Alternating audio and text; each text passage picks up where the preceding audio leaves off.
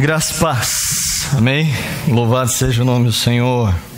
Vamos continuar louvando, adorando esse Deus, aleluia. Nós possamos realmente nesta noite nos alegrar, amém? A palavra do Senhor diz: Lucas, não temas, ó pequeno rebanho, porque a vosso Pai agradou vos dar o reino. Amém. Que essa seja uma palavra que possamos guardar no nosso coração nessa noite, amém, em nome de Jesus, e que o Espírito Santo continue a ministrar as nossas vidas, amém. E eu vejo o mover do Espírito Santo, queridos, nessa noite, e Deus tem algo tremendo para ministrar aos nossos corações, e nós possamos estar com o coração aberto, baixar as nossas guardas, amém? Porque realmente Deus quer ministrar nas nossas vidas hoje. Eu vejo e sinto a presença do Espírito Santo neste lugar, em todo o tempo. E quando eu li esta passagem, alegrai-vos, pequeno rebanho, porque Deus os agradou. Hoje Deus tem algo especial para nós, amém? Eu sinto o mover do Espírito Santo. E Deus quer trazer um bálsamo, um refrigério para as nossas vidas hoje. E desde o momento do louvor, o Espírito Santo tem ministrado. Por isso, queridos, vamos ficar com os nossos ouvidos atentos, amém? Muitas vezes a gente perde algumas oportunidades, deixa passar momentos raros, momentos que muitas vezes o Senhor tem que mover muitas circunstâncias para que eles aconteçam, e às vezes ele acontece, passa pela nossa vida e nós não nos apercebemos, amém? E Deus tem falado e ministrado já nesta noite nos nossos corações. Deus tem uma porção, um bálsamo para nós nesta noite, porque o Senhor tem ouvido o clamor e o coração dos irmãos, amém? Eu sei que alguém tem clamado, corações têm clamado, e é isso que o Senhor tem ministrado no meu coração hoje. Não porque somos dignos, não porque merecemos, e a começar em mim, não estou aqui porque mereço, mas sou grato por estar aqui. Isso é tremendo, privilégio tremendo, tremendo, tremendo, amém? E o Espírito Santo tem ministrado, amém? Já como falei, desde o começo, inclusive na palavra, né? O pastor Aguiar trouxe o texto que ele praticamente pregou toda a minha mensagem. Precisa se falar melhor, se comunicar, porque ele falou tudo que eu ia falar aqui agora. Eu estou aqui até refazendo meu esboço, porque o Espírito Santo ministrou o coração dele exatamente o versículo chave desta noite, que é Tiago, amém? Nós vamos falar sobre isso, né? E nós nem conversamos, né? E Deus tem, amém? Algo realmente especial. Feche seus olhos, que você não deixe passar esta oportunidade, porque esta é uma circunstância que Deus providenciou para nós estarmos aqui nesta noite, amém? Pai, em nome de Jesus, ainda na tua presença, Pai, e como sempre, como em todo instante, temos estado, porque o teu Espírito Santo habita em nós. Queremos te agradecer, Pai, porque apesar de nós, o Senhor tem olhado e se inclinado para nós, Pai. Obrigado. Obrigado, Senhor, pela Tua misericórdia. Cada dia, Senhor, o Teu Espírito Santo vem nos convencendo que é ela quem nos faz ficar em pé, quem nos coloca de pé diante dos nossos inimigos. Obrigado, Pai. Obrigado, Senhor. A Ti toda a honra, toda a glória, todo o louvor. Senhor, o Senhor conhece, ó Deus, o clamor do meu coração. Conhece, ó Deus, a minha oração. Senhor, os meus desejos, as minhas petições para este culto, para esta noite. Mas como eu pude ouvir hoje, Senhor, da boca do Teu anjo, que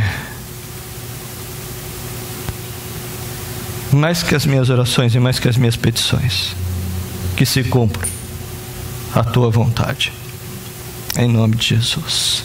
Amém. Amém. Amém. Aleluia. Eu queria falar um pouquinho de um assunto profundo. É difícil a gente conseguir terminar esse assunto numa única ministração. Não é essa a minha pretensão. Eu queria falar sobre o significado das circunstâncias na sua vida. As circunstâncias na sua vida. Perceber as circunstâncias ao seu redor, perceber o sentido de onde elas vêm, o propósito dela para você é vital para o seu crescimento espiritual, para a sua vida diante de Deus.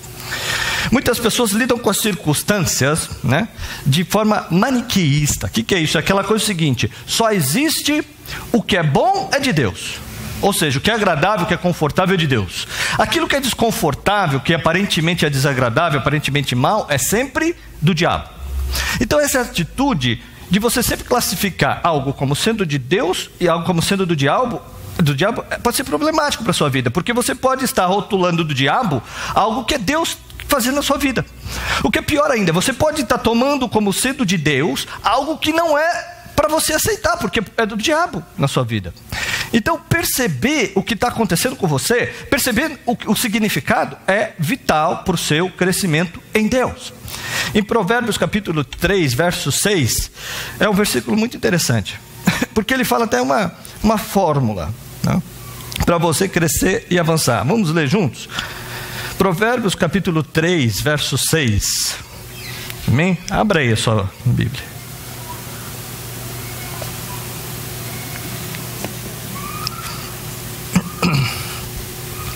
Vamos ler?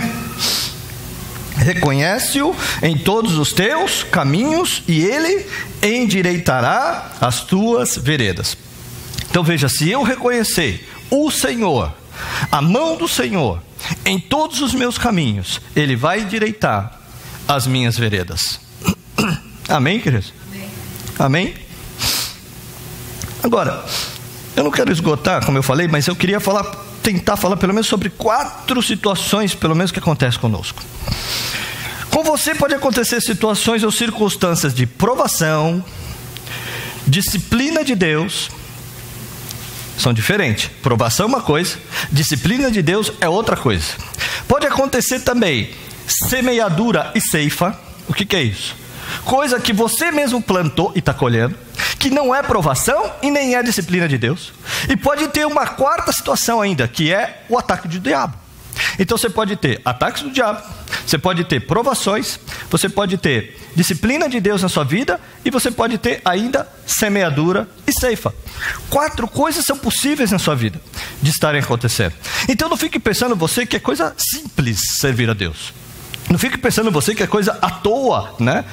Que de menos importância você não analisar as circunstâncias e pensar que servir a Deus é só uma questão meramente de seguir formulazinha. Não é. Nós precisamos da direção do Espírito, do discernimento do Espírito para perceber o significado de cada circunstância na nossa vida e atribuir as circunstâncias a uma origem errada pode ser vital para você. Eu diria que tem pessoas que morreram antes da hora. Se é que é possível isso acontecer? Mas morreram fora do propósito original de Deus, porque não perceberam o que estavam vivendo e não souberam lidar apropriadamente com aquilo que estava passando. Primeira coisa que eu quero falar para os irmãos: provação. O que é provação? Existe provação na palavra de Deus? Nós temos que passar por provação? Temos sim. As provações, elas têm de vir, são necessárias. Tiago chega, lê a dizer como, capítulo 1, verso 2 e 3. Ele fala: tende por motivo de toda alegria, Vamos ler de novo? Tiago 1, versículo 2 e 3.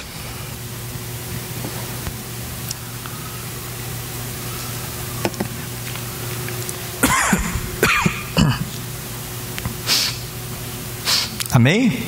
Se os irmãos acharam, hein? Diz assim: meus irmãos, vamos ler junto. Meus irmãos, tende por motivo de toda alegria. Irmão, isso está na Bíblia? Está assim na sua Bíblia? Não parece inacreditável, que possa ter isso na Bíblia? Não te assusta? Vamos ler de novo. Meus irmãos, tende por motivo de toda alegria o passardes por várias provações. Tiago fala: olha, fique alegre quando você passar por uma provação, sabendo que, versículo 3, sabendo que a provação de vossa fé, uma vez confirmada, produz perseverança. Então, normalmente as provações, ela tem a fisionomia de aflição ou perseguição. Então veja, a provação, ela se manifesta com aflição ou perseguição. Eu já estou definindo para você o que é cada coisa na Bíblia, para a gente já começar a entender a partir daqui. Provação é algo que normalmente vai manifestar na sua vida através de aflições ou através de perseguições. As provações, elas acontecem conosco para quê? Porque Deus precisa checar a nossa realidade. O Senhor precisa consolidar, confirmar na nossa vida a nossa fé. Então elas têm que vir. E elas vêm de diversas circunstâncias. Por exemplo, você hoje está aqui na reunião, eu estou pregando a respeito de amor, tá? Eu estou pregando a respeito de amor, e aí no final da reunião eu faço apelo, Você que sente que não está fluindo no amor do Senhor, você quer fluir, vem aqui na frente, eu quero orar por você. Aí você fala: não, eu quero amar meu irmão, eu quero amar meu familiar, meu vizinho, meu próximo. E você vem aqui na frente, aí você vem receber oração. Aí você pensa que vir receber oração, olha por acaso que talvez ninguém venha no meu apelo hoje aqui. Eu não quero te assustar, mas eu quero te dizer a verdade. Você vem aqui no apelo na frente e você recebe oração e ora para você: Senhor, atende o clamor dele, ele quer aprender a amar, então Pai, ensina. Sabe o que vai acontecer na segunda-feira?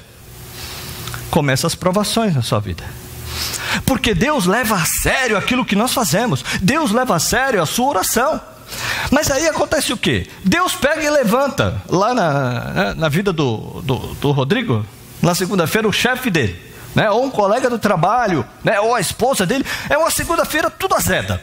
Ele levanta de manhã, a esposa está mal-humorada, o negócio fica esquisito pro lado dele. Chega no trabalho, no meio do caminho o trânsito está ruim, chega no trabalho, o chefe dele está mais enjoado do que ele costume, e ele não entende. Ele vai orar, repreende o demônio do inferno inteiro e nada acontece. Ele fica acusado, ele fala: nossa, é porque eu não estou orando o suficiente, eu não estou jejuando, eu não tenho um som, é por isso que não está funcionando. Então ele entra em crise, ele pega e parece que a coisa não flui, parece que está piorando, e parece que fica pior do que estava ainda. Sabe o que está acontecendo, meus irmãos? Ele está tratando como sendo o diabo algo que é Deus que está fazendo.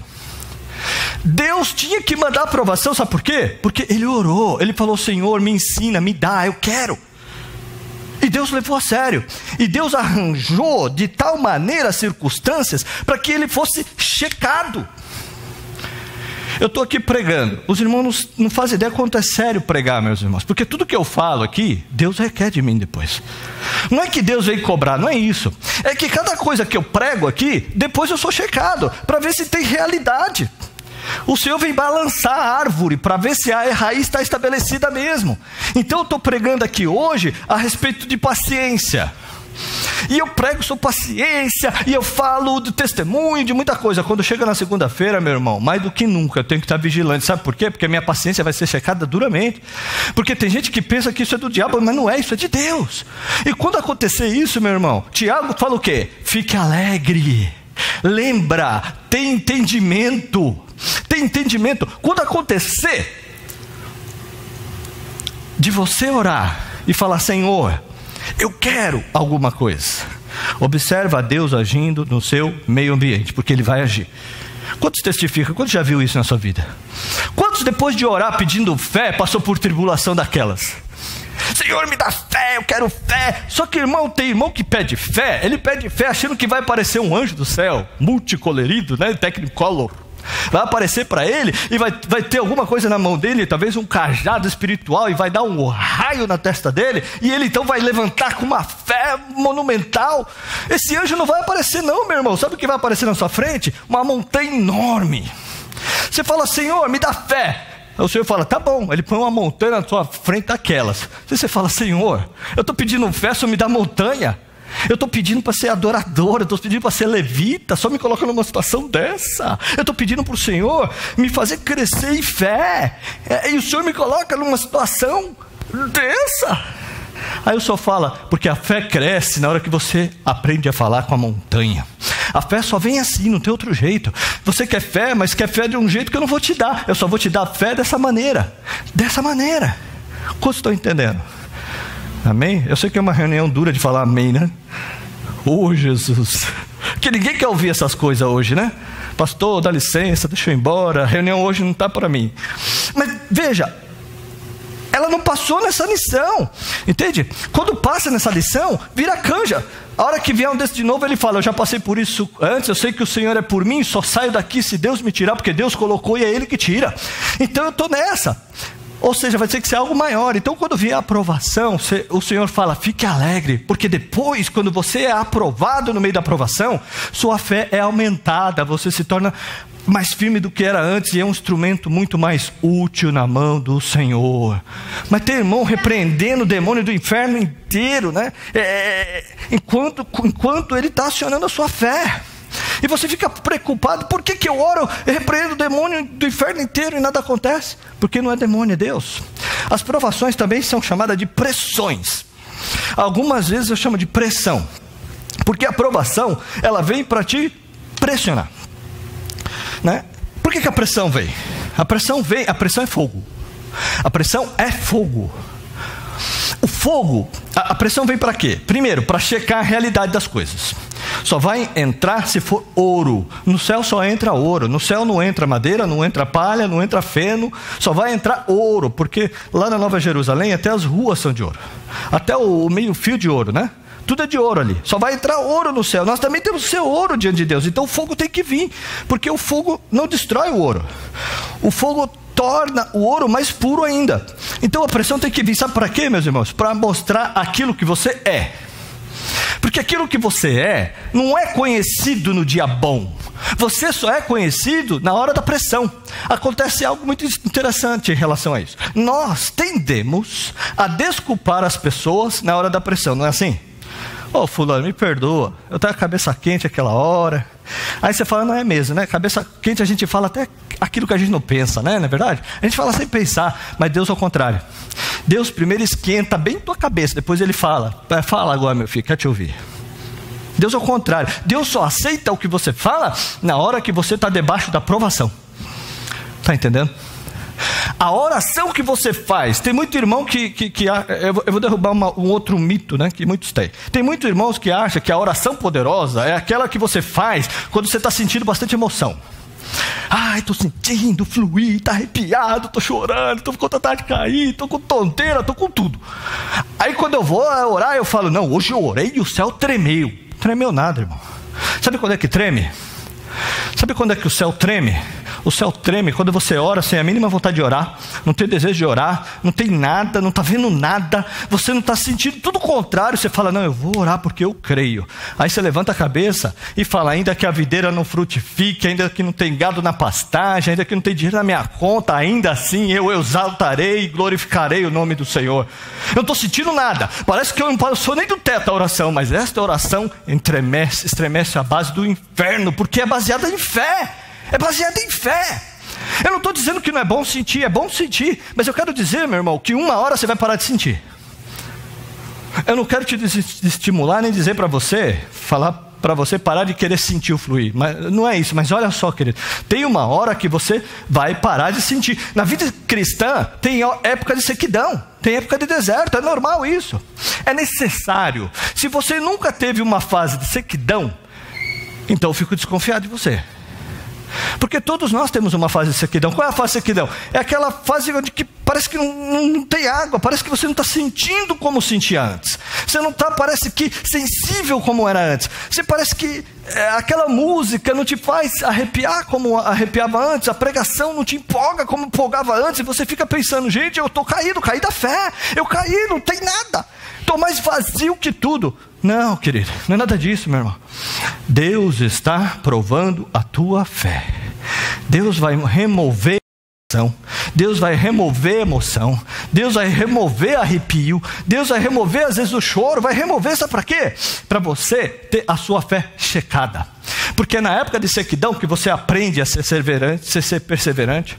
Porque, meu irmão, eu tenho que perseverar ladeira abaixo, né? Como diz o ditado, né? Para baixo todo santo ajuda, né? Como diz o ditado católico. Então para baixo não tem que perseverar. Sabe quanto é que tem que perseverar? Para cima. É na hora da subida, aí você tem que perseverar. Mas acontece que na vida cristã é assim também, não é só descida não, tem uma hora que você vai ter que subir. A inclinação muda. E é nessa hora que o Senhor quer que você aprenda a não confiar na sua força. Deus quer que você aprenda a caminhar em perseverança, não olhar para a circunstância, não andar com base na sua empolgação humana, entende? Mas andar confiado exclusivamente no Senhor. Todos os homens de Deus da Bíblia passaram por provação. Deus só pode usar o pão quebrado. Antes de Jesus distribuir os pães da multiplicação, o que ele fez? Ele pegou o pão e partiu. O pão que é útil para Deus, que pode ser multiplicado, aquele que pode alimentar as pessoas, é aquele que é partido, que é quebrado. Você quer frutificar para o Senhor? Você quer ser alimento para muita gente? Você quer ser bênção na vida dos outros? Eu quero dizer que é necessário ser provado e aprovado. Provado e aprovado. E todos foram provados assim, né? Sabe a história de José, você sabe de cor a história de José, como ele foi provado e testado durante mais ou menos 13 anos da sua vida. 13 anos de provação, até chegar no trono. Moisés ficou 40 anos sendo tratados por Deus no deserto de Midian, até que apareceu para ele na sarça ardente. Davi foi ungido rei com 17 anos, mas só sentou no trono com os 37. Foram 20 anos sendo provado nas circunstâncias. Provado com relação a Saul. Saul era o teste na vida de Davi. Provado com relação à circunstância, ao coração dele. Deus provou Davi durante 20 anos para ver o coração de Davi. Aí depois deu o trono para ele. Mas Davi, se fosse desqualificado, ele não sentaria no trono. Se José não passasse na aprovação, não sentaria no trono, não. Se Moisés não fosse aprovado, depois de 40 anos, também não seria usado por Deus também. Nós temos que ser aprovados. Quantos querem ser aprovados diante de Deus? Então responda a Deus. E eu espero que eu esteja falando para muitos obreiros aqui. Eu espero que eu esteja falando para homens e mulheres que querem ser aprovados por Deus. Então, para alguns de nós, está na hora de parar de lamuriar. Levanta e anda, porque Deus é contigo. Veja Deus nas circunstâncias da tua vida. O que você tem orado? Seja franco. Qual que é o seu pedido diante de Deus? Avalia bem. Será que as circunstâncias estão acontecendo exatamente na área que você está orando? Justamente naquela área. É interessante. Uma certa vez um irmão me procurou e falou: pastor, Me convidaram para pregar a respeito de prosperidade, mas eu não estou qualificado para pregar sobre esse assunto, porque eu estou com tanta crise, tanta dificuldade. Eu falei: irmão, você quer ser qualificado? Seja aprovado no teste. No meio da tua crise financeira, enfia a mão no bolso e fala: eu vou ofertar a Deus, eu vou dar para o Senhor daquilo até que eu não tenho, porque eu honro a Deus no meio da minha situação. Aí você pode sair e pregar que o Senhor vai te abençoar. Porque estar qualificado para pregar sobre um assunto, meu irmão, não é necessariamente não ter provação, mas é ter sido aprovado naquele assunto. Essa é a grande riqueza. Deus quer enriquecer você, porque só se torna seu aquilo que passou pelo fogo. Nós somos como um vaso de porcelana. Você é um vaso de porcelana. Todos nós somos um vaso. Para sermos vasos úteis para Deus, o Senhor vem e começa a nos pintar, a tingir. Essa tintura é a imagem do Senhor Jesus em nós. Essa tintura, ela é colocada em nós, na ministração, na pregação, na oração, no aconselhamento. Em muitas circunstâncias a tintura é colocada em nós, mas ela só é impregnada em nós quando passa pelo fogo. Porque a porcelana pintada, a tinta sai, mas depois que coloca ela no fogo, nunca mais sai, porque a tinta é impregnada ali na porcelana, nunca mais tira, tornou-se uma química só. A mesma coisa, só é seu de fato aquilo que você recebeu de Deus no fogo da provação. Só se torna seu de fato a resposta que você dá para Deus no meio da sua situação de vida. Quantos estão entendendo? Você está compreendendo o que eu estou dizendo? Entende a implicação disso na sua vida? Entende a implicação séria? Entende por que muitos não têm crescido em Deus? Ouvem, cada semana vem, ouve a pregação e não cresce. Sabe por que não cresce? Porque na segunda-feira o Senhor vem para provar aquilo que você ouviu, e você é reprovado. Você não responde a Deus, você não reconhece a Deus no teu caminho, como diz Provérbios capítulo 3, versículo 6, nós lemos agora mesmo.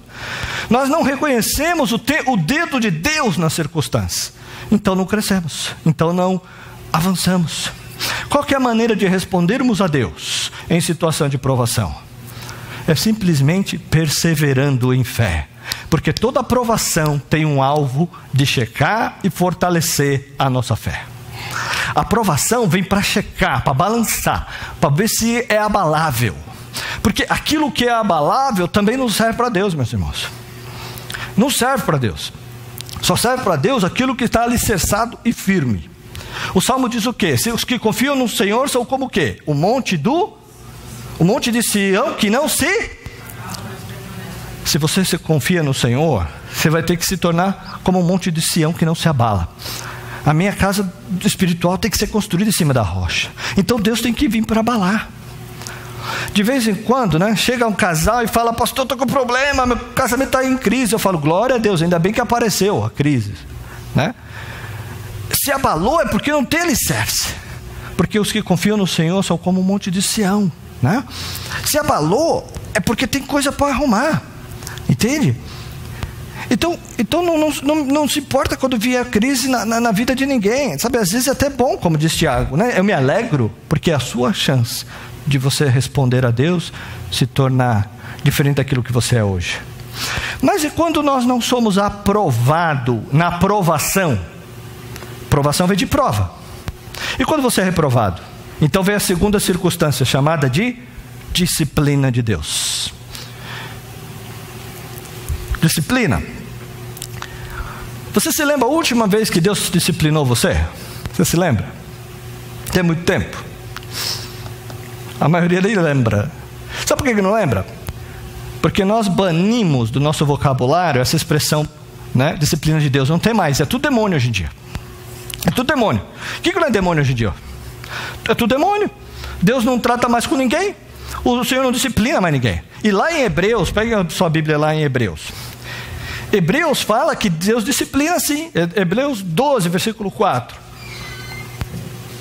A palavra do Senhor fala que Deus disciplina todos os seus filhos. Não tem nenhum filho que não é disciplinado por Deus. Não tem nenhum. Se você nem se lembra do dia que Deus disciplinou você, a Bíblia fala, veja bem se você é filho. Avalie bem, porque o filho é disciplinado. Hebreus capítulo 12, versículo 4. Amém? Ora, na vossa luta contra o pecado, ainda não tendes resistido até o sangue. E estáis esquecido da exortação que como a filho discorre convosco. Filho meu, não menospreze a correção que vem do Senhor, nem desmaies quando por ele és reprovado, porque o Senhor corrige a quem ama. Veja, o Senhor corrige a quem ama, e açoita a todo filho a quem recebe. É para a disciplina que perseverais. Deus vos trata como a filhos, pois que filho há a quem o pai não corrige? Mas se estáis sem correção, sim, a correção de que todos se têm tornado participante, logo sois bastardos e não filhos. Que coisa séria. Paulo está dizendo aqui, todos são participantes da disciplina. Agora, o que diferencia a disciplina da aprovação? Existe uma maneira de nós percebermos isso? Eu não vou te falar que é uma regra, mas é quase uma regra, né? É uma característica. A disciplina do Senhor, ela envolve quase sempre vergonha, vexame. Quase sempre o Senhor trata com esse lado da nossa vida. Quase sempre a disciplina do Senhor está ligada com vergonha. Quanto mais dura a disciplina, maior é o vexame que você passa. Tem gente que pensa, mas peraí, Deus passa vexame na gente? Passa. Deus passa vexame em você. E você sabe também, eu vou te dizer isso hoje, seja cuidadoso. Terrível coisa é cair na mão de Deus, porque Deus disciplina mesmo, se você é filho. Como é que vem o vexame, meus irmãos? O vexame vem de muitas maneiras, né? Um irmão insiste no pecado, então ele tem um problema. Vamos imaginar um problema.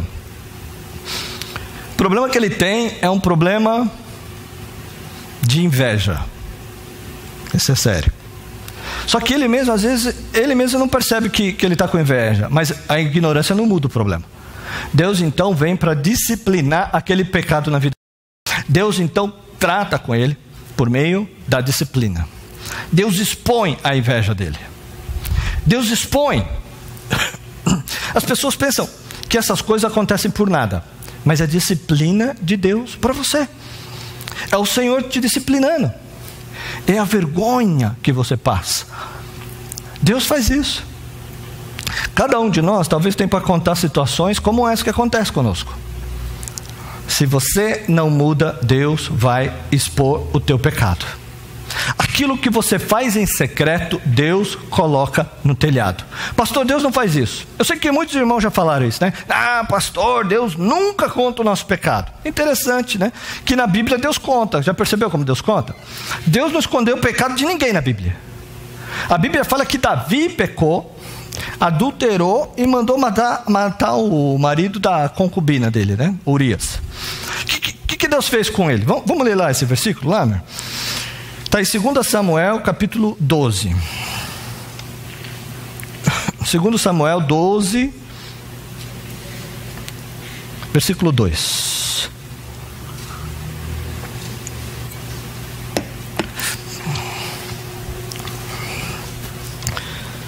Olha o que Deus falou para Davi. Deus não muda, Deus é o mesmo. A Bíblia fala que Davi não confessou o seu pecado. Eu vou contar um pouco a história. Dizem os historiadores, os estudiosos, que Davi escondeu o seu pecado por aproximadamente 6 a 8 meses. 6 a 8 meses, talvez, Davi escondeu o pecado dele.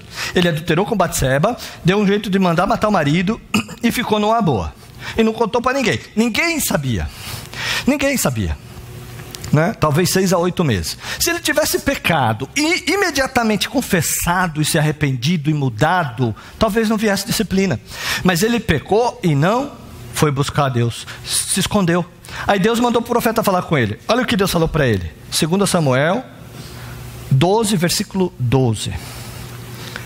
Porque tu o fizeste em oculto, mas eu o farei isso perante todo Israel e perante o sol. Nossa, imagina você ouvindo isso. Que correção doída. O que Davi fez escondido, o Senhor falou que ia publicar até para o sol, nos telhados, todo mundo ia saber. Ainda que Davi escreveu o maior livro da Bíblia, ainda que Davi é chamado do homem segundo o coração de Deus, mas tem 3.000 anos que se prega que Davi cometeu um homicídio acompanhado de adultério, adultério acompanhado de homicídio, um crime terrível. Tem 3.000 anos que se prega falando mal do coitado de Davi. Tem correção pior do que essa? Não é mais humilhante que isso, ser usado como exemplo há 3.000 anos. Mas o Senhor falou que expor. Quero falar algo para você, querido. Se você é reprovado, se você persiste em alimentar o erro, Deus vai expor você. No meio da aprovação, nós só enxergamos o demônio, não é verdade? Agora, no meio da disciplina de Deus, nós só enxergamos o homem. Nós não enxergamos Deus. É o fulano que me expôs, é o fulano que falou mal de mim, é o fulano que é fofoqueiro, é fulano, é Beltrana que disse, é isso, não sei o que, queremos encobrir, tentamos fazer. Qual que é a melhor maneira de nós respondermos a Deus nessa circunstância? A melhor maneira, meus irmãos, é como diz Tiago, capítulo 4, versículo 7 ao 10. Humilhe-se diante de Deus e fique em silêncio. Não tenta consertar não, porque fica pior. Não tenta remendar, não. Apenas humilhe-se. Apenas humilhe-se. Porque é o nosso eu, a nossa reputação. Isso é a disciplina de Deus. A disciplina vem para quê, meus irmãos? Para tratar com o pecado.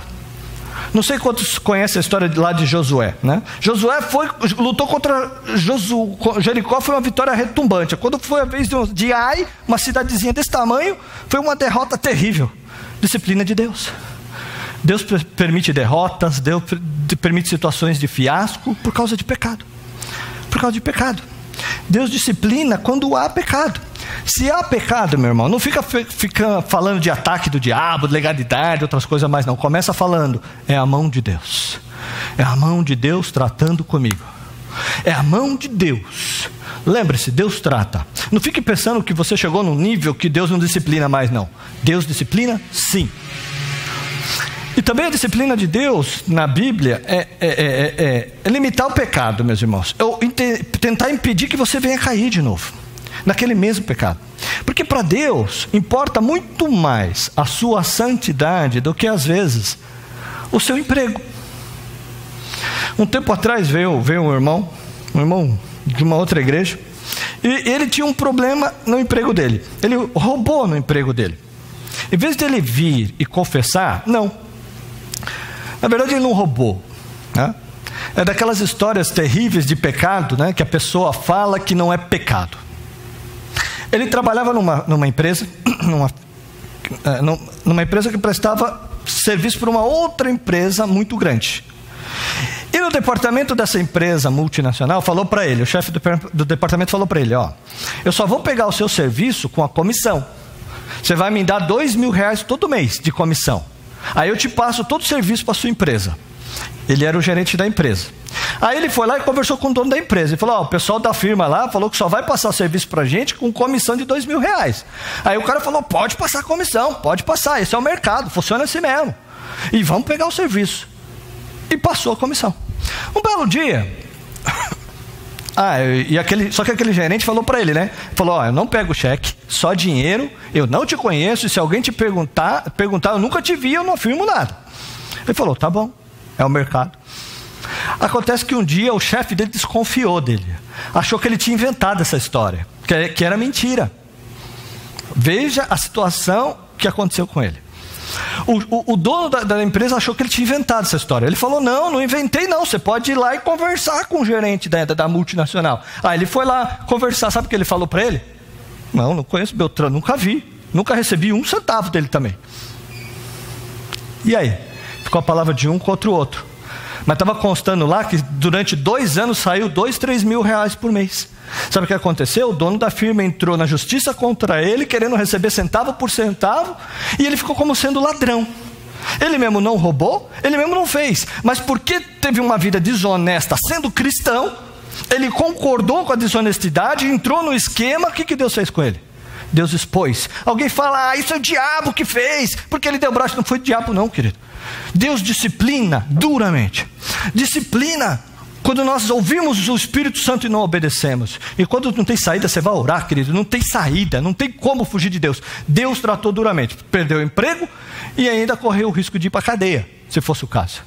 Tudo por quê? Porque chamou alguma coisa de pecado de outro nome. É mercado, né? É a época, é a empresa. Cuidado com isso. Tenha cautela. Porque a mão de Deus é coisa séria. Lá em Gênesis capítulo 3... Os irmãos estão cansados? Estou acabando já. Gênesis capítulo 3.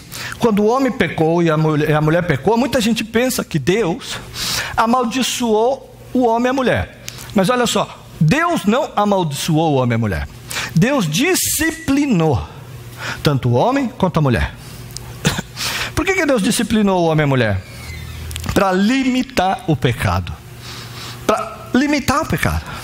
Deus pode criar situações na tua vida para limitar o pecado na sua vida. O que diz a Bíblia? Gênesis capítulo 3, verso 16. Gênesis 3, 16. E a mulher disse: multiplicarei sobremodo ao sofrimento da sua gravidez, em meio de dores dará à luz filho, o seu desejo será para o teu marido e ele te governará. E Adão disse: visto que atendesse a voz de tua mulher e comesse da árvore que eu te ordenara não comer, maldito é a terra por tua causa. Em fadigas obterás dela o sustento durante os dias da tua vida. Ele também produzirá cardos e abrolhos, e tu comerás a árvore do campo, do suor do teu rosto comerás o teu pão. Muitos irmãos pensam que essas coisas aqui são maldição. Não é maldição, né? Isso aqui é uma limitação que Deus colocou ao pecado. Qualquer pessoa que tem o mínimo de bom senso, né, de sociologia, sabe que toda sociedade agrária ela é muito menos violenta e corrompida do que sociedades urbanas, né, ou não é? Quanto mais amontou a gente, menos, né, quer dizer, mais vai ter que ter ônibus e tal. Mais serviço vai ser intelectual, menos braçal, mais vai ter energia sobrando para fazer bobagem, mais criminalidade, mais no campo, onde o cara tem que carpinar, arar, até que hoje não tem muito o que fazer isso, né? Mas ainda é pesado assim mesmo. Acontece o que na verdade? Uma limitação, porque o sujeito terminava o dia extenuado, ele não tinha energia para ficar inventando moda, ele não tinha condição. Então no campo a vida era muito mais calma, muito mais tranquila, muito menos essas coisas que tem em cidade. Então veja, o que Deus fez aqui de fazer o homem ficar cansado, extenuado, que não tinha antes, era para limitar o pecado. Quando Deus colocou dores na mulher, não foi para castigar ela arbitrariamente, né? É para que ela possa pensar duas vezes, né?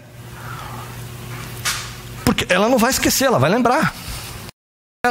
Aí alguém fala, mas isso não vai impedir. Não vai impedir, nada impede na verdade o pecado. Mas Deus vai criar situações na tua vida, na disciplina, para limitar. Entende? Esse é o fato. E essa é a grande diferença entre a disciplina de Deus e a aprovação. Amém, querido? Mas além disso, queridos, lá em Gálatas capítulo 6, abre lá em Gálatas, existe uma outra coisa chamada semeadura e ceifa. Semeadura e ceifa não tem nada a ver com Deus nem com o diabo. É algo que nós mesmos fazemos. Chama-se o princípio da semeadura e da ceifa. Gálatas capítulo 6, versículo 6 em diante. Olha o que diz. Mas aquele que está sempre instruído na palavra, faça participante de todas as coisas boas aquele que o instrui. Não vos enganei, de Deus não se zomba, pois aquilo que o homem semear, isso também, aquilo que o homem semear, isso também ceifará. Nisso não há acepção de pessoa. Pode ser crente, pode ser descrente, pode ser bonzinho, malzinho, inculto, culto, homem, mulher, negro, branco, pobre, rico, não há acepção de pessoas. O que nós plantamos, nós colhemos. Agora não se iluda. Muitas vezes nós não colhemos na hora que plantamos. Às vezes demora para colher, mas colhemos. E o grande problema é que muitos de nós nem lembramos mais quando começamos a colher aquilo que nós semeamos, às vezes há anos na nossa vida. Quantas mulheres têm semeado maridos brutos? Elas semearam. Elas não percebem que semearam, mas anos a fio elas semearam para colher depois aquilo. Quantos não têm semeado problemas físicos? Né? Eu tenho me preocupado, né, com isso, né?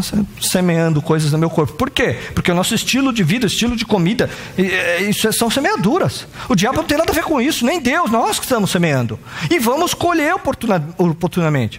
Agora eu te falo uma coisa, querido. Todos nós colheremos. Pastor, eu conheço gente que plantou a vida inteira e não colheu nada. Pode ter certeza, ele vai colher. Nem que seja depois de morto. Porque a vida não acabou. Porque a vida não acabou. Quem não colher aqui, vai colher lá. Ah, pastor, eu tenho semeado só coisas boas e não colhi. Continue semeando, querido. Porque você vai colher. Não há acepção de se você não colher aqui, colhe depois. Ah, pastor, eu conheço tanto ímpio aí que tem uma vida torta e continua ficando mais rico, poderoso e tudo mais. Não se preocupe, não se preocupe. Não fique preocupado com o que é, com o que parece ser. Mais cedo ou mais tarde, todos nós iremos colher o que nós semeamos. Semeia vida, vai colher vida. Agora lembra das regrinhas, né? Que eu sempre falo em relação ao dinheiro, mas não vale só em relação ao dinheiro. Vale para o amor também. Quem planta amor vai colher muito mais amor. Quem planta tolerância vai colher tolerância. Sabe, querido, quem planta coerência, fidelidade, dedicação, vai colher coisas semelhantes. Agora, quem planta o contrário, quem planta ódio, vai colher muito mais. Porque nós nunca, lembra das regras, cada semente gera de acordo com a sua espécie. Ou seja, você nunca colhe nada diferente do que você plantou. Segundo, você nunca colhe o mesmo tanto que plantou. Sempre colhe muito mais. Terceiro, você nunca colhe na hora que plantou.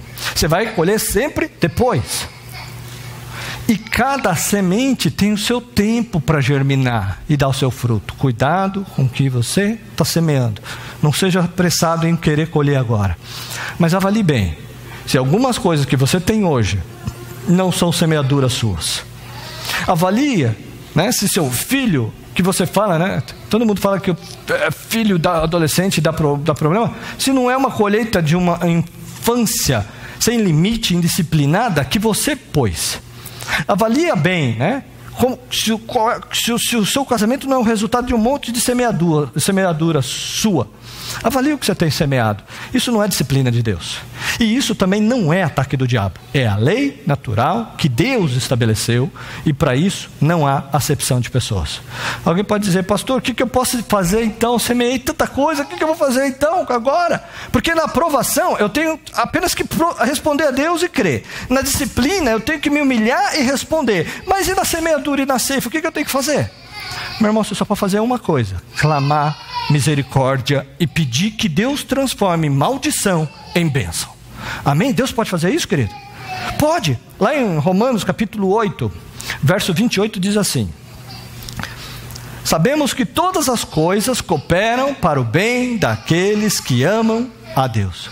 Sabemos que todas as coisas cooperam para o bem daqueles que amam a Deus. Na verdade, né, alguns eruditos, estudiosos, dizem que esse versículo seria melhor traduzido da seguinte maneira: Deus faz com que todas as coisas cooperem para o bem daqueles que o amam. Alguns dizem que essa seria a melhor tradução, que na verdade é Deus que faz, Deus que muda. Deus faz com que aquela aparente maldição se transforme em bênção.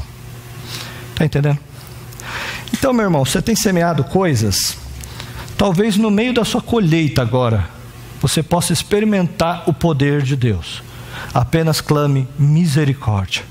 Misericórdia, não há outra coisa para você clamar, não há outra coisa para fazer.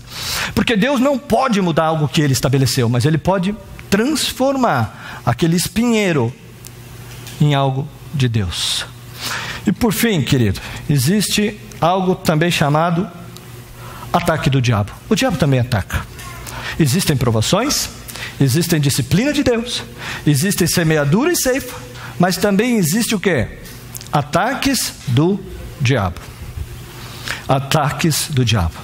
Então você não tem que suportar ataque do diabo e nem tem que aceitar. Agora, o que diferencia o ataque do diabo da provação?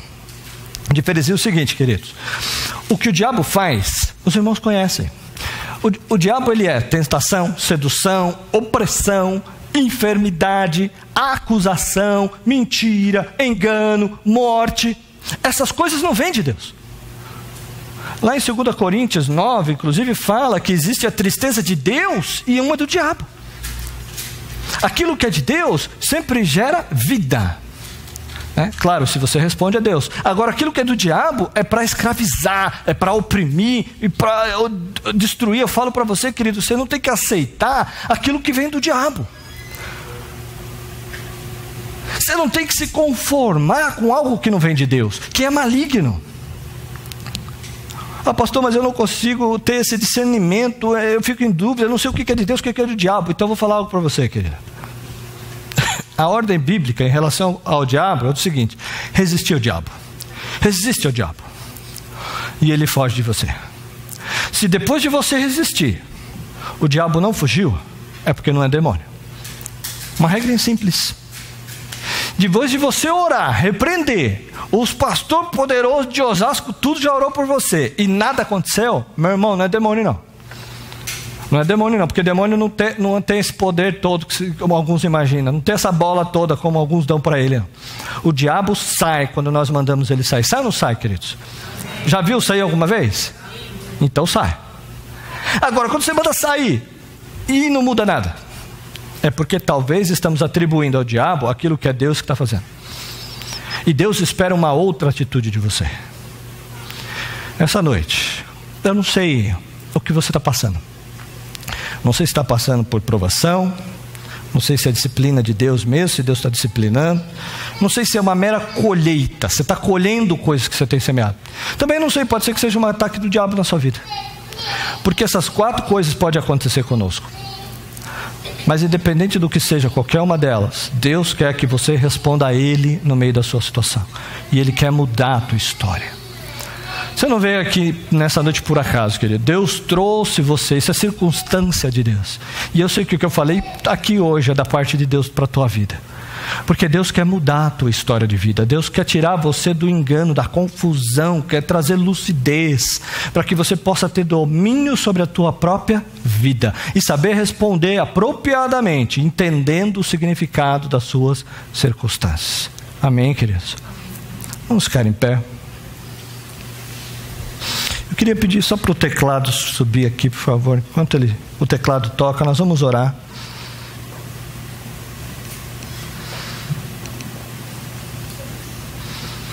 Responda a Deus no meio da sua situação hoje, querido.